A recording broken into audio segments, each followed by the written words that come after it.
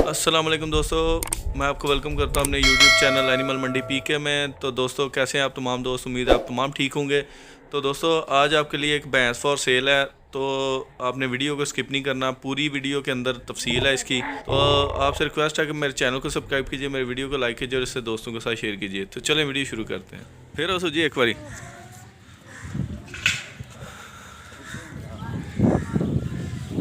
जनाब माई का आर्डर वेखो जी, माशाल्लाह ज़बरदस्त।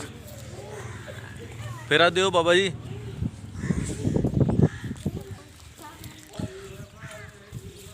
देखो जी थाना माना।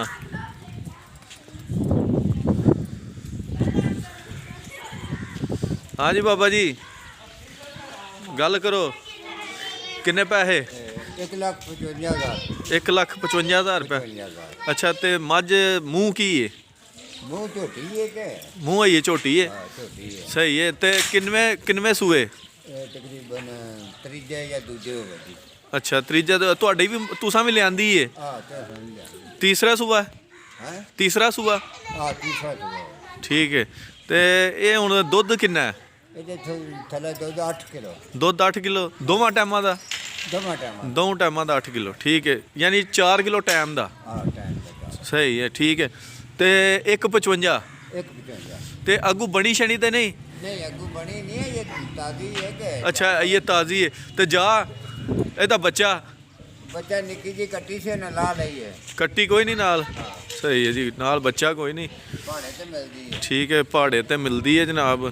ਤੇ ਦੁੱਧ ਦਾ 8 ਕਿਲੋ ਹੈ ਤੇ ਝੋਟੀ ਹੈ ਤਕਰੀਬਨ ਤੀਸਰੇ ਸੂਏ। ਠੀਕ ਹੈ ਜੀ, ਇਹ ਇਹਦਾ ਤੀਸਰਾ ਸੂਆ ਸੀ ਤੇ ਬੱਚਾ ਨਾਲ ਕੋਈ ਨਹੀਂ। 1,55 ਰੇਟ ਹੈ ਬਾਬੇ ਰਾਂ ਨੇ ਦੱਸਿਆ। ਤੇ ਇਹਦੇ 'ਚ ਕੋਈ ਪਿਆਰ ਮੁਹੱਬਤ 1,55 'ਚ हाँ, प्यार मोहब्बत हो जाएगी। ਹੋ ਜਾਏਗੀ? ਅੱਛਾ ਚਲੋ ਠੀਕ ਹੈ। ਲੋ ਜੀ ਆਂਦੇ ਨੇ 1,55 'ਚ ਪਿਆਰ ਮੁਹੱਬਤ ਵੀ ਹੋ ਜਾਏਗੀ। ਠੀਕ ਹੈ, ਠੀਕ ਹੈ, ਠੀਕ ਹੈ,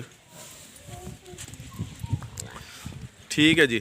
ਹੋਰ ਤਾਂ ਨਹੀਂ ਕੋਈ ਮੱਝ? हाँ? ਅੱਛਾ, ਤੇ ਇਹ ਜਨਾਬ ਜਿਹੜਾ ਡੰਗਰ ਹੈ ਇਨਸ਼ਾਅੱਲਾ ਲੋਕੇਸ਼ਨ ਤੁਹਾਨੂੰ ਦੱਸ ਦਿੰਦੇ ਆ। ਇਹ ਜਲਾਲਪੁਰ ਜੱਟਾਂ ਦੇ ਨਾਲ ਪਿੰਡ ਜੀਓ ਵੰਜਲ। ਠੀਕ ਹੈ ਜੀ, ਤੇ ਜੀਓ ਵੰਜਲ ਇਹ ਮੱਝ ਜਨਾਬ ਮੌਜੂਦ ਹੈ। ਤੇ ਮੈਂ ਨੰਬਰ ਜਨਾਬ ਸ਼ੇਅਰ ਕਰ ਦਿਆਂਗਾ ਇਨਸ਼ਾਅੱਲਾ। ਠੀਕ ਹੈ, ਨੰਬਰ ਤੁਹਾਨੂੰ ਸ਼ੇਅਰ ਕਰ ਦਿਆਂਗੇ ਤੇ ਉਸ ਨੰਬਰ ਤੇ ਜਨਾਬ ਰਾਬਤਾ ਕਰ ਸਕਦੇ ਹੋ ਤੁਸੀਂ। ਤੇ ਜਾਨਵਰ ਜਿਹੜਾ ਨਾ ਉਹ ਤੁਸੀਂ ਜਿਹੜਾ ਨਾ ਨੰਬਰ ਤੇ ਰਾਬਤਾ ਕਰਕੇ ਤੇ ਉਹਨਾਂ ਨਾਲ ਕਰ ਸਕਦੇ ਹੋ ਜੋ ਵੀ ਗੱਲਬਾਤ ਹੈ।